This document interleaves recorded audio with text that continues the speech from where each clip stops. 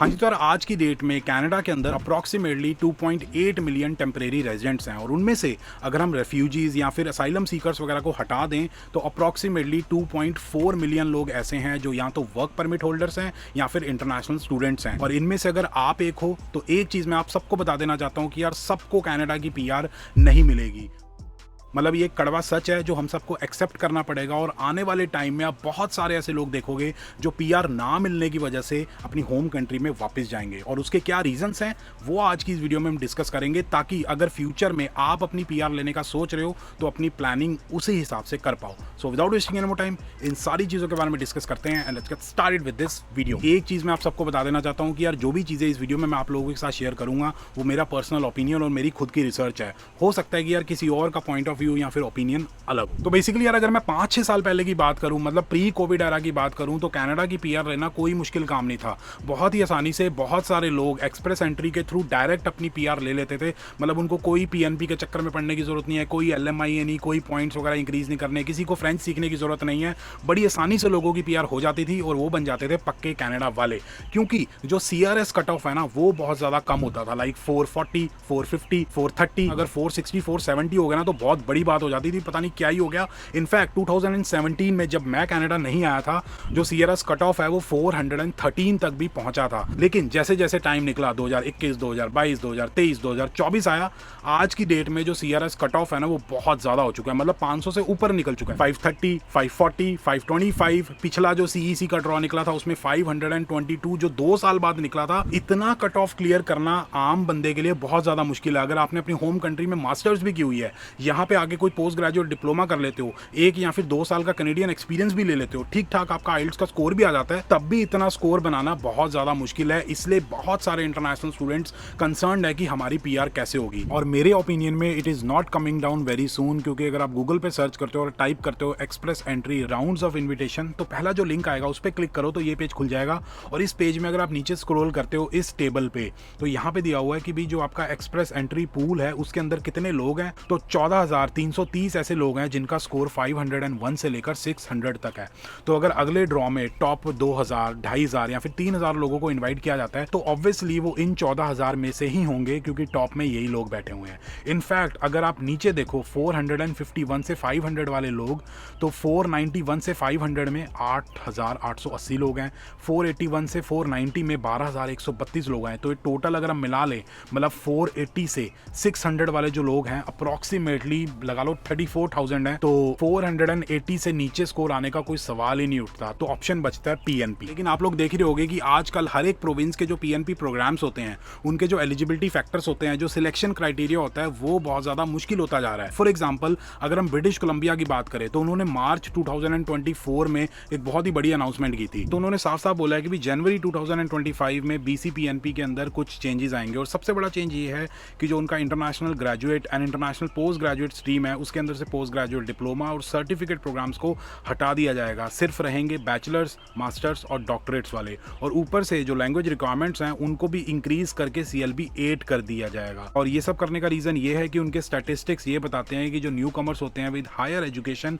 And better language skills in French और English BC की economy को स्ट्रॉन्ग करते हैं। और उसके ऊपर से अगर हम पिछले इन्विटेशंस को देखें तो यार बहुत ही ज्यादा लिमिटेड नंबर ऑफ इन्विटेशंस वो इशू कर रहे हैं। मतलब बहुत ही ज्यादा वो स्पेसिफिक हो गए हैं। जो जून 18 को उन्होंने इन्विटेशंस इशू किए थे, जो चाइल्ड केयर वाले स्ट्रीम के अंदर सिर्फ 10 इन्विटेशन, कंस्ट्रक्शन वालों के लिए सिर्फ 11 इन्विटेशन, हेल्थ केयर वालों के लिए सिर्फ 14 इन्विटेशन और टेक वालों के लिए सिर्फ 35 इन्विटेशन। और उन्होंने पहले ही मेंशन कर दिया है कि अगर आप बीसी पीएनपी के मिनिमम रिक्वायरमेंट्स को मीट भी करते हो तब भी कोई गारंटी नहीं है कि आपको पीएनपी के लिए इनवाइट किया जाएगा। और उसके ऊपर से अगर आप जनरल कैटेगरी में फॉल करते हो तो भाई साहब और ज्यादा मुश्किल काम हो रखा है। सिर्फ 39 इन्विटेशंस हैं और जो कट ऑफ स्कोर है वो भी 131 है, जो काफी टाइम पहले 108 होता था लेकिन 131 हो चुका है। तो अगर आप ब्रिटिश कोलंबिया में जाने की प्लानिंग कर रहे हो, वहां पे अपनी पढ़ाई करने की प्लानिंग कर रहे हो या फिर वहां पे मूव होने का सोच रहे हो, तो यार दोबारा आपको सोचना चाहिए, क्योंकि 131 पॉइंट्स स्कोर करना बीसी पीएनपी के अंदर बहुत ज्यादा मुश्किल है। और इस टेबल को देख के साफ पता लगता है कि उनका जो मेन फोकस है वो है चाइल्ड केयर,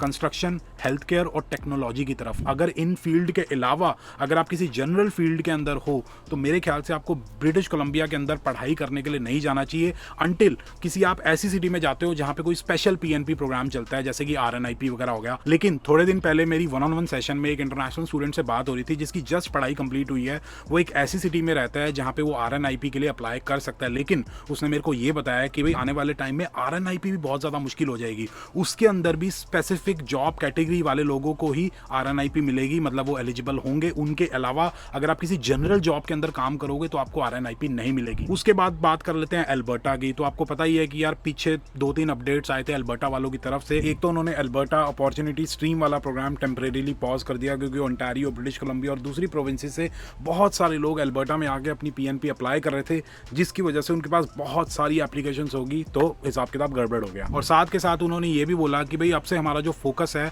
वो उन लोगों की तरफ है जो कि कंस्ट्रक्शन के फील्ड में या फिर टेक्नोलॉजी के फील्ड में या फिर हेल्थ केयर के फील्ड में या फिर टूरिज्म और हॉस्पिटैलिटी के फील्ड में काम करते हैं। अगर इन फील्ड्स के अलावा अगर आप किसी और फील्ड के अंदर जॉब करते हो और अल्बर्टा के अंदर सोच रहे हो कि भाई मैं ओंटारियो से या फिर ब्रिटिश कोलंबिया से मूव होकर पीएनपी ले लूंगा, तो वो बहुत ज़्यादा मुश्किल होगा। साथ के साथ अल्बर्टा की गवर्नमेंट ने ये भी बोला हुआ है कि यार या तो आपने अल्बर्टा के अंदर अपनी पढ़ाई की हो या फिर आपके क्लोज टाइज हो अल्बर्टा के अंदर या फिर आपको अल्बर्टा से कोई अच्छा जॉब ऑफर हो या फिर आपके पास अल्बर्टा के अंदर कोई वर्क एक्सपीरियंस है, तो ही आप अल्बर्टा के अंदर इजीली अपनी पीएनपी ले सकते हो। उसके अलावा बहुत ज़्यादा मुश्किल होने वाला है। और अब तो भाई साहब अल्बर्टा के जो पीएनपी प्रोग्राम्स हैं, for example Alberta advantage immigration program, इनके अंदर उन्होंने प्रॉपर एप्लीकेशन टारगेट सेट कर दिए हैं कि भाई एक पर्टिकुलर नंबर से ज़्यादा हम नॉमिनेशंस इशू नहीं करेंगे हर महीने। और यार अल्बर्टा के बाद आ जाता है अपना मैनिटोबा, जो कि काफ़ी ज़्यादा पॉपुलर है देसियों के बीच में। तो क्या होता था कि ओंटारियो से पढ़ाई करके या फिर ब्रिटिश कोलंबिया से पढ़ाई करके, जहां पे पहले भी अपनी पीएनपी लेना थोड़ा सा मुश्किल था, तो लोग वहां से मूव होके मैनिटोबा आ जाते थे।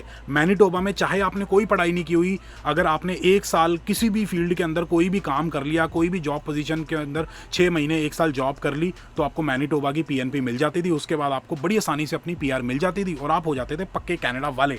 लेकिन मैनिटोबा गवर्नमेंट ने भी अब अनाउंस कर दिया कि भी इतने सारे लोग ओंटारियो से या फिर किसी और प्रोविंस से मूव हो रहे हैं कि भाई अब हम उस चीज़ को बंद कर रहे हैं। आपको या तो मैनिटोबा के अंदर पढ़ाई करनी पड़ेगी, मतलब 1 साल या फिर 2 साल कोई डिप्लोमा, कोई बैचलर्स या फिर पोस्ट ग्रेजुएट डिप्लोमा करना पड़ेगा, या फिर आपको कोई क्लोज रिलेटिव होना चाहिए मैनिटोबा के अंदर, तभी आपको मैनिटोबा की पीएनपी मिलेगी, वरना बहुत ज़्यादा मुश्किल होगा। और उसके बाद यार अगर हम ओंटारियो की पीएनपी की बात करें तो वो तो यार शुरू से ही काफ़ी ज़्यादा मुश्किल रही है, अब और ज़्यादा मुश्किल हो गई है। एक है employer job offer foreign worker stream, एक है employer job offer international student stream. लेकिन यार इन स्ट्रीम्स के थ्रू ओंटारियो की पीएनपी लेने के लिए आपको ओंटारियो के अंदर एक जॉब ऑफर चाहिए होगा, और उस जॉब ऑफर से रिलेटेड इतनी सारी कंडीशंस हैं, इतनी सारी कॉम्प्लिकेशंस हैं कि वो लेना काफ़ी ज़्यादा मुश्किल है। इसकी वजह से इन प्रोग्राम्स के थ्रू पीएनपी लेना काफ़ी ज़्यादा मुश्किल हो जाता है। इसके बाद एक और स्ट्रीम आती है एम्प्लॉयर जॉब ऑफर वाली, उसके अंदर और प्रॉब्लम्स है, वो है इन डिमांड स्किल स्ट्रीम। तो उसके अंदर क्या है कि अगर आप कुछ स्पेसिफिक जॉब्स के अंदर, मतलब फील्ड्स के अंदर काम करते हो, तभी आपको पीएनपी मिलेगी, अदरवाइज आप एलिजिबल नहीं हो। अगर आपने मास्टर्स की हुई है, अगर आपने पीएचडी की हुई है, तब भी आप अपनी पीएनपी अप्लाई कर सकते हो। लेकिन उसके साथ प्रॉब्लम ये है कि उसके अंदर जो एप्लीकेशंस एक्सेप्ट की जाती हैं वो बहुत ज़्यादा लिमिटेड है। और इस प्रोग्राम को देख के बहुत सारे इंटरनेशनल स्टूडेंट्स ओंटारियो में आ गए मास्टर्स करने के लिए कि भाई इस प्रोग्राम में तो जॉब ऑफर वगैरह नहीं चाहिए, सीधा आप मास्टर्स करो या फिर पीएचडी करो, आपको अपनी पीएनपी वगैरह मिल जाएगी। तो ये देख के बहुत सारी यूनिवर्सिटीज़ के अंदर लोग मास्टर्स करने आ गए। कोई यूनिवर्सिटी ऑफ विंडसर के अंदर चला गया, कोई एल्गोमा यूनिवर्सिटी आ गया, कोई किसी यूनिवर्सिटी में आ गया, मतलब कोई भी कोर्स हो, कुछ भी ले गए, भाई मास्टर्स करनी है ताकि इस प्रोग्राम के थ्रू हमें पीएनपी मिल जाए। इसकी वजह से क्या हुआ, लोग इतनी सारे हो गए इस प्रोग्राम के थ्रू पीएनपी लेने के लिए, लेकिन एप्लीकेशंस इतनी सी एक्सेप्ट की जाती हैं, तो आपका जो चांस है इस प्रोग्राम के थ्रू पीएनपी लेने का वो बहुत ज़्यादा कम हो गया। उसके बाद अगर हम नोवा स्कॉशिया की बात करें तो पीछे आप लोगों ने न्यूज़ सुनी होगी कि भी अगर आप फूड इंडस्ट्री के अंदर काम कर रहे हो, रेस्टोरेंट्स वगैरह के अंदर काम कर रहे हो या फिर अकोमोडेशन सेक्टर के अंदर काम कर रहे हो, तो भाई साहब उन्होंने उस प्रोग्राम पे पॉज लगा दिया है। न्यू ब्रुंसविक की जो स्किल्ड वर्कर स्ट्रीम थी उसको भी पॉज कर दिया कि भी 17 मई 2024 के बाद अगर आप अपनी एप्लीकेशन सबमिट करोगे तो उस पर कोई काम नहीं किया जाएगा, क्योंकि हमने अपने प्रोग्राम्स वगैरह पॉज कर दिए हैं। इसका रीज़न यही है कि बहुत सारे स्टूडेंट्स कनाडा में आए 2021, 2022 में भी 2023 में भी बहुत सारे आए होंगे, उसका ऑफिशियल नंबर अभी तक नहीं आया है। तो सारे के सारे लोग ओंटारियो में आ रहे हैं। 52% of the international students in Canada study in Ontario. तो ओंटारियो की पीएनपी तो पहले से ही बहुत ज़्यादा मुश्किल है, पीएनपी लेने का कोई हाल नहीं है। अगर आप 12th के बाद आ रहे हो तो भाई साहब बहुत ही औखा काम है, मतलब ऑलमोस्ट इम्पॉसिबल है आज के टाइम पे, अगर आप 12th के बाद आ रहे हो, कनाडा की पीआर लेना। इसकी वजह से लोग न्यू ब्रुंसविक जा रहे हैं, नोवा स्कॉशिया जा रहे हैं, लेकिन उनके पास इतनी कैपेसिटी नहीं है, इतनी एप्लीकेशंस को प्रोसेस नहीं कर सकते, उनको इतने लोग नहीं चाहिए, इसलिए उन्होंने सारे के सारे प्रोग्राम्स अपने पॉज कर दिए। प्रिंस एडवर्ड आइलैंड मतलब PEI, जो आजकल बहुत ज़्यादा चर्चा में आ रखा है, इसके बारे में तो आपको पता ही होगा कि वहाँ पे रैलीज वगैरह चल रही हैं, स्टूडेंट्स है प्रोटेस्ट कर रहे हैं, वहाँ पे हंगर स्ट्राइक पे लोग जा रहे हैं कि भाई हमें PNP दो क्योंकि आप लोगों ने रूल्स वगैरह चेंज कर दिए हैं। तो बेसिकली क्रक्स यही है कि PR लेना बहुत ज़्यादा मुश्किल है। अब प्रॉब्लम्स तो होगी, लेकिन सोल्यूशंस के बारे में भी जरा बात कर लेते हैं फटाफट से, क्योंकि अंधेरा होने वाला है। सबसे पहला सोल्यूशन तो ये है कि please please please plan ahead. अगर आपकी कनाडा के अंदर अभी पढ़ाई शुरू हुई है, पहला या फिर दूसरा सेमेस्टर आपका चल रहा है, या फिर फ्यूचर में आप कनाडा आने वाले हो, लाइक सितंबर 2024 या फिर जनवरी 2025, तो भाई पहले से ही अपनी प्लानिंग करना शुरू कर देना। वेट मत करना कि मेरा पोस्ट ग्रेजुएट वर्क परमिट शुरू होगा, पढ़ाई कंप्लीट होगी, उसके बाद देखेंगे भी कहाँ पे मूव होना है, कैसे अपनी कनाडा की PR लेनी है। नहीं, पहले दूसरे सेमेस्टर से ही सोचना शुरू कर देना, प्लान करना शुरू कर देना कि भी मैं कनाडा की PR कैसे लूंगा, अगर आप कनाडा के अंदर रहना चाहते हो। अगर नहीं रहना चाहते तो क्या टेंशन की बात है। दूसरा सोल्यूशन ये है कि जिस फील्ड के अंदर आप कनाडा के अंदर अपनी पढ़ाई करने के लिए आ रहे हो, जिस फील्ड के अंदर जॉब करना चाहते हो, जो भी आपका करियर पाथ होने वाला है, जिस टाइप की आप जॉब करना चाहते हो और जिस प्रोविंस के अंदर आप पढ़ाई कर रहे हो, क्या प्रोविंस की जो प्रायोरिटीज़ हैं, जो उसकी जो इन डिमांड लिस्ट है और आपका जो करियर है, आपका जो जॉब वगैरह, आपका जो फील्ड है, वो दोनों मैच करते हैं नहीं करते हैं। प्रोविंस की जो प्रायोरिटीज़ हैं, प्रोविंस की जो इन डिमांड लिस्ट है, उनको चेकआउट करो, फिर अपना कोर्स वगैरह सिलेक्ट करो, या फिर जिस जॉब के अंदर जाना है, चाहे पढ़ाई हो चुकी है, शुरू होने वाली है, जिस भी सिचुएशन में आप हो, अपना करियर पाथ, अपनी जॉब वगैरह उस हिसाब से सिलेक्ट करो कि इस प्रोविंस के अंदर उसकी डिमांड है या नहीं है, या फिर इसके जो PNP प्रोग्राम्स हैं उसके अंदर ये डिमांड लिस्ट में आती है या नहीं आती है। तीसरा जो सोल्यूशन है वो है स्किल्ड ट्रेड्स। तो बेसिकली जॉब्स जैसे कि इलेक्ट्रीशियन, कारपेंटर, प्लम्बर या फिर मैकेनिक्स हो गया, टेक्नीशियंस वगैरह हो गए। तो बेसिकली यार इस फील्ड्स के अंदर एक तो यार पैसे बहुत ज़्यादा मिलते हैं, इनकी जो सैलरीज होती है, इनकी जो आर्ली वेज होती है ना, वो बहुत ज़्यादा होती है, और उसके ऊपर से जो PNP प्रोग्राम्स होते हैं या फिर जो PR का एक्सप्रेस एंट्री का प्रोग्राम है, उसके अंदर भी आपको अगर सर्टिफिकेट वगैरह ले सकते हो तो आपको 50 पॉइंट्स एक्स्ट्रा मिलते हैं, जो बहुत ज़्यादा हेल्प करते हैं PNP लेने में और इवेंचुअली अपनी PR वगैरह लेने में। और यार फोर्थ जो सोल्यूशन है वो है फ्रेंच। अगर आप कनाडा के अंदर फ्रेंच सीख सकते हो तो डेफिनेटली आपको PR के अंदर काफ़ी ज़्यादा हेल्प होगी। एक पर्टिकुलर लेवल अगर आप क्लियर कर सकते हो TEF एग्जाम का, तो उस केस में आपको 50 पॉइंट्स तक मिल सकते हैं। बाकी अगर आप मेरी कनाडा PR जर्नी के बारे में जानना चाहते हो, कैसे ली थी, क्या हिसाब किताब था, तो ये लेफ्ट वाली वीडियो चेकआउट करो। और PR CR हो चुकी है और कनाडा में घर लेने की प्लानिंग चल रही है, तो ये राइट वाली वीडियो डेफिनेटली चेकआउट करना। बाकी अगर आप लोगों को वीडियो पसंद आई तो please like, share and subscribe, and as always stay healthy and keep hustling. अंधेरा हो गया है।